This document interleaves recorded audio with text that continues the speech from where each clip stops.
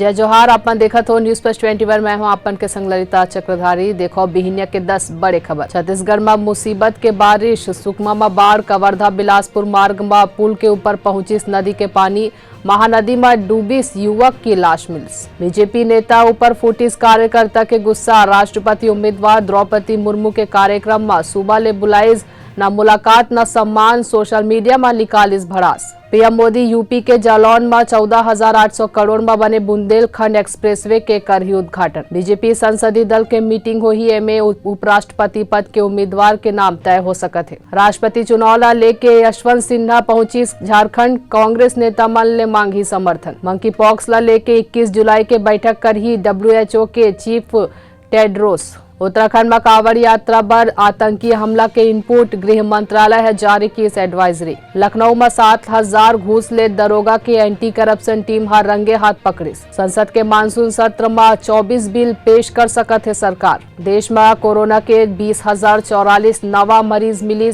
56 Marizanne की हुई मौत। ऐसे जानकारी ले लगातार अपडेट रहे बार देखत रहो न्यूज प्लस 21, आप मन के हक के बाद।